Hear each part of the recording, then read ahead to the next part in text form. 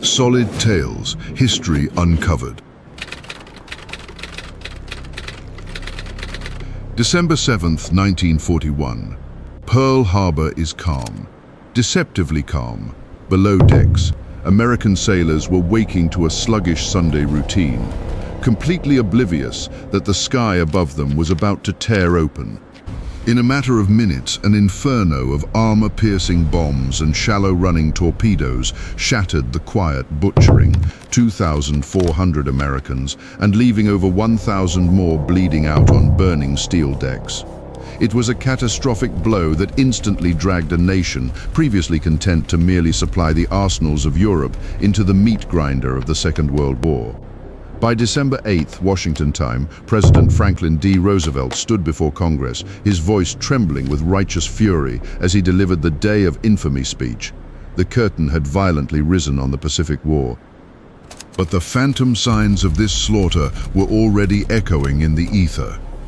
On the morning of December 6th, Tokyo time, the Japanese Foreign Ministry began transmitting a sprawling, 14-part encrypted ultimatum to its embassy in Washington.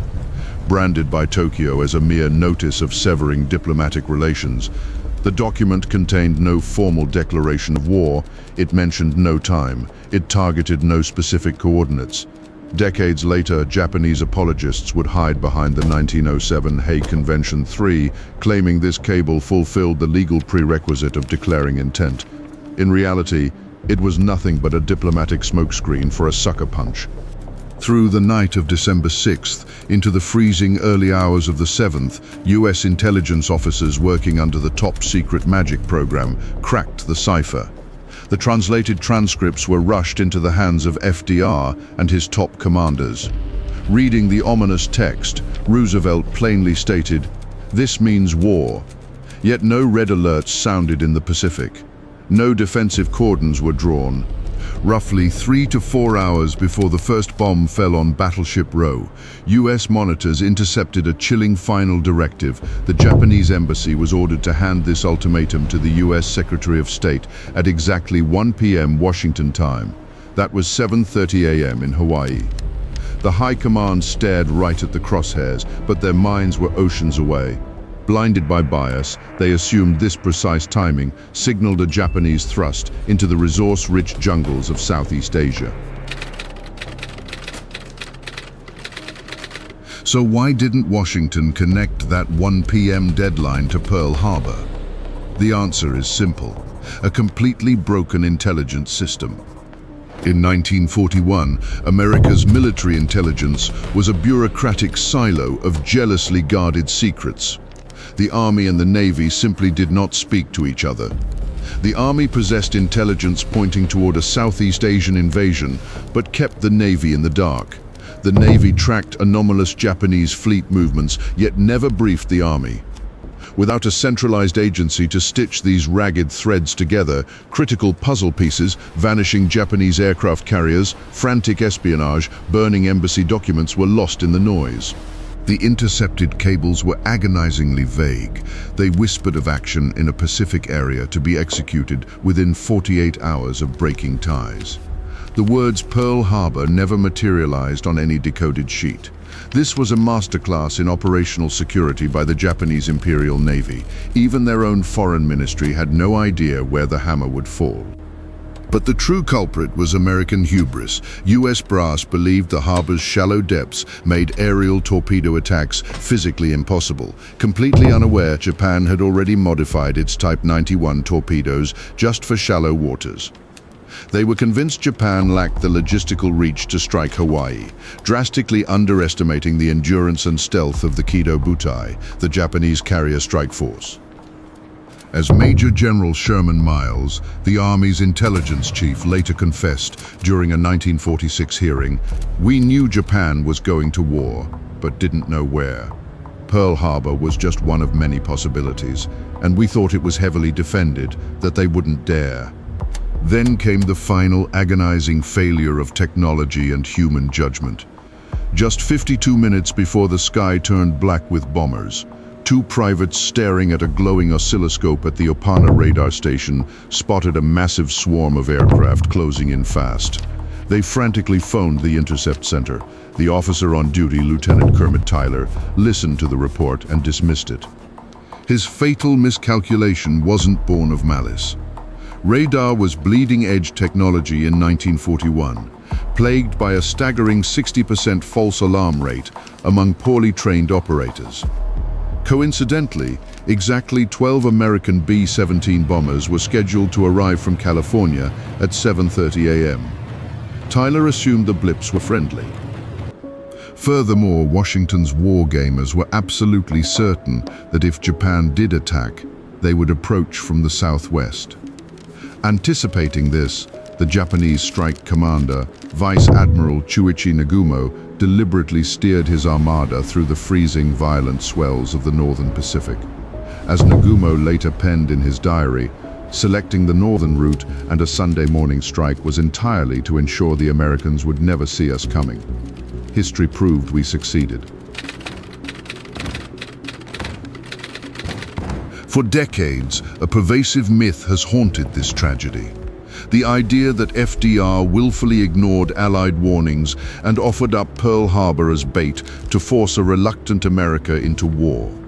The cold, hard logistics of 1941 tell a very different story. America was drowning in intelligence noise. Every day, analysts sifted through hundreds of contradictory signals, the vast majority predicting Japanese strikes against the Soviet Union or the Dutch East Indies. Top brass universally agreed that Japan simply lacked the industrial spine to fight a multi-front war, assuming the sheer presence of the Pacific Fleet in Hawaii was a sufficient deterrent. Furthermore, America's grand strategy was ruthlessly anchored in Europe first. An overwhelming 75% of US military resources were being funneled into the Atlantic to prop up Britain against Nazi Germany. The Pacific theater was starved, surviving on a meager 10% of the Army's total troop strength. Hawaii's anti-aircraft batteries didn't even have enough live ammunition staged at the guns. FDR knew America couldn't hide from the global inferno forever, but he desperately needed time. His secretary, Grace Tully, later recalled that the president actively wanted to delay any conflict until at least 1942. The nation was woefully unprepared. In July 1941, General Walter Short, commander of Hawaiian Department Forces, bluntly informed FDR and Army Chief of Staff General George Marshall that out of his 7,229 Army Air Corps personnel, 3,344 were practically dead weight. He needed at least 6 solid months to forge them into capable soldiers. FDR's inner circle was determined to avoid provoking Berlin or Tokyo before the American war machine was fully primed. When Roosevelt ordered the Pacific Fleet to remain at Pearl Harbor just 12 days before the attack, it was a desperate bluff, a show of force, not a trap. Conspiracy theorists frequently point to the suspicious absence of all 3 US aircraft carriers on the morning of December 7th, but their movements were entirely routine. The USS Enterprise was hauling fighters to Wake Island, her return fatally delayed by violent ocean squalls. The USS Lexington was on patrol near Midway. The USS Saratoga had just completed a refit in San Diego and was sitting safely on the West Coast, completely unready for combat. In 1941, the undisputed titans of naval warfare were battleships, not carriers. If Washington was engineering a sacrificial false flag, they would never have offered up 7 irreplaceable battleships to be slaughtered at anchor. Even the sudden stockpiling of medical supplies and the mobilization of Red Cross units 1 to 2 months prior were standard operating procedures. By July 1941, the US had frozen Japanese assets and initiated a crippling oil embargo, effectively choking the life out of Japan's war machine. Following the diplomatic dead end of the Hull Note in November, general war was recognized as inevitable. Surging medical logistics was a grim, pragmatic preparation for a massive Pacific conflict, not a stage play for a localized massacre. Ultimately, the blood spilled at Pearl Harbor is not on the hands of a shadowy Washington cabal, but on the altar of American strategic arrogance. In 1941, America boasted 10 times the industrial output and double the naval tonnage of the Japanese Empire. Blinded by this suffocating statistical dominance, the US High Command succumbed to a lethal underestimation of their enemy. They convinced themselves that a resource-starved Japan would inevitably blink. They were certain that if Tokyo did bite, they would strike southward for rubber and oil, never daring to directly assault the American homeland. It was this profound psychological complacency that left the gates unguarded. It's why anti-aircraft guns sat cold and unmanned. It's why fighter planes were parked wing to wing in neat, vulnerable rows to prevent peacetime sabotage. It's why thousands of young men were sleeping off their weekend leave when the bombs began to fall. As historian David Kennedy observed in Freedom from Fear, the core catalyst for the Pearl Harbor disaster was strategic arrogance. The Americans believed they were utterly invincible. They choked on their own hubris. Yet, this catastrophic defeat violently shattered the illusion of isolation. The sleeping giant had woken, and the course of World War II would never be the same. History Uncovered. Subscribe to SolidTales.